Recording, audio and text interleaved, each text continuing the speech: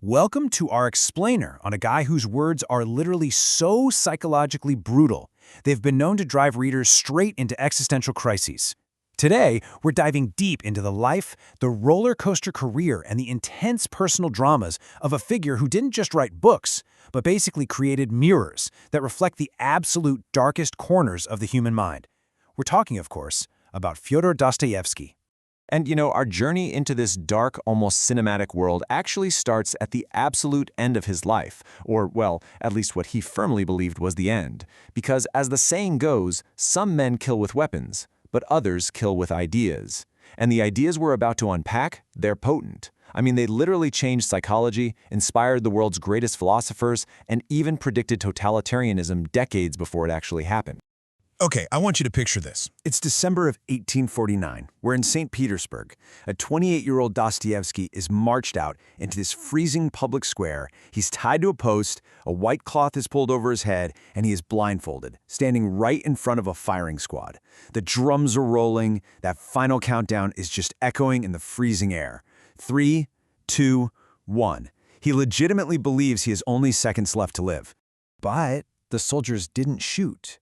At the absolute last possible second, a messenger arrives. Turns out, the entire execution was this twisted mock psychological torture staged by the Tsar just to terrify political prisoners into loyalty. No way, right? So instead of death, Dostoevsky is thrown straight into Siberian exile. Just imagine that. Preparing to die, and then suddenly being forced to live. That single, harrowing moment fundamentally rewired him. He stopped being just a storyteller and became this master dissector of the human soul. But to really understand him, we have to look back, because even before that firing squad, his life was just a relentless sequence of devastating traumas. His early years were an absolute crucible. He grew up on the grounds of a military hospital where his dad was a surgeon, so he was surrounded by death and suffering from day one. Then, when he's 15, his gentle mother dies of tuberculosis. And just 3 years after that, his incredibly cruel, controlling father is actually murdered by his own desperate peasants. And that shocking event is what triggered Dostoevsky's very first epileptic seizure, a condition he'd battle for the rest of his life. So his profound understanding of human tragedy began terrifyingly early.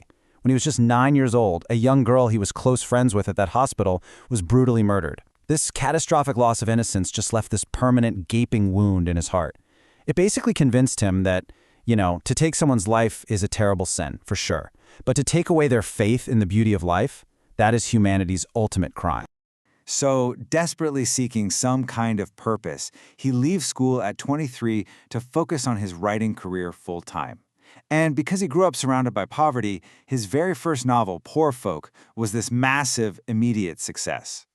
But it didn't last. The next few books flopped hard, and the literary elite completely turned their backs on him. Feeling totally alienated, he ends up joining the Petrushevsky Circle. Now, this was a radical intellectual group where they'd basically just sit around discussing banned books and peasant rights. But as you might guess, the oppressive Tsar regime was not exactly a fan of book clubs. Joining this group objectively led to his arrest for treason, which took him straight to that fateful mock execution we were just talking about. Spared from the firing squad, his nightmare was honestly just beginning. That same midnight, Dostoevsky was fitted with 10 pounds of solid iron shackles on his feet.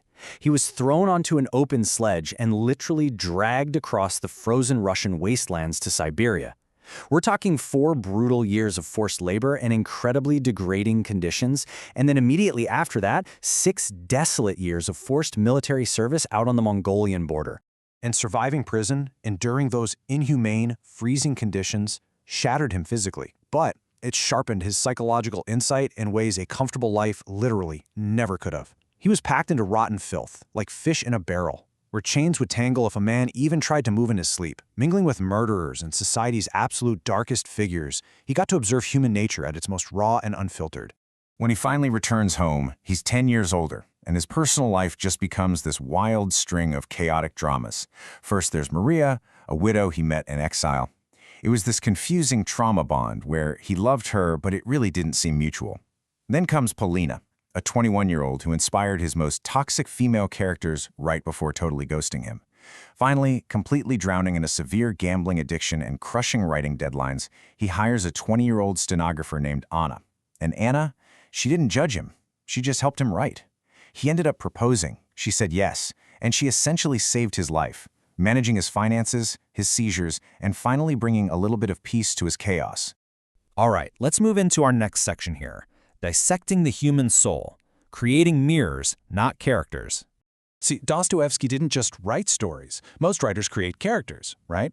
But Dostoevsky, he created mirrors. His work is like this intense psychological pressure cooker. He forces us into these really dark corners with questions that most people spend their entire lives actively avoiding. Like, could you take someone's money and never get caught? He isn't posing these hypotheticals for a fictional character. He is directly asking you. He strips away all your excuses. You can't hide behind your politics or your religion or polite society. And that leads to the really big one. Would guilt destroy you? This exact question, whether you could commit a truly horrific act and still sleep soundly at night, or if the guilt would just eat you alive. That is the central driving engine of his absolute masterwork, Crime and Punishment.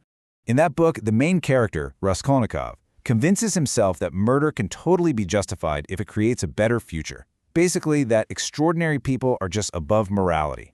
But Dostoevsky violently dismantles that. He exposes how that kind of logic fundamentally poisons the human soul. The warning he gives us is so clear. The true punishment isn't the physical prison cell they might throw you into. No, the real punishment is becoming someone you can no longer live with.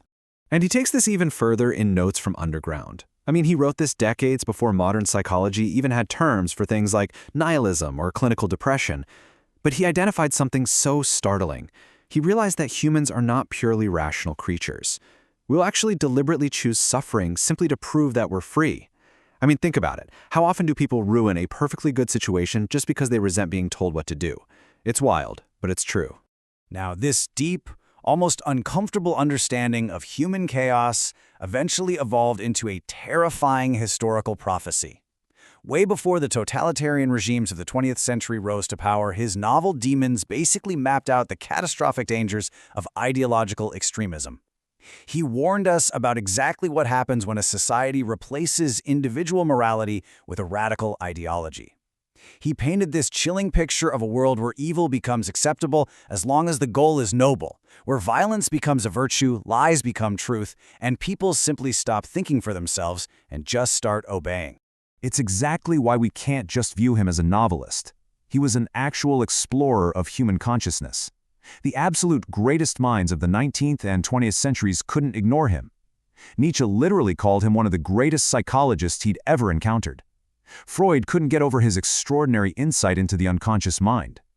Long before modern neuroscience could map out trauma and moral conflict on a brain scan, Dostoevsky was using his own lived, horrific experiences to map it out on paper.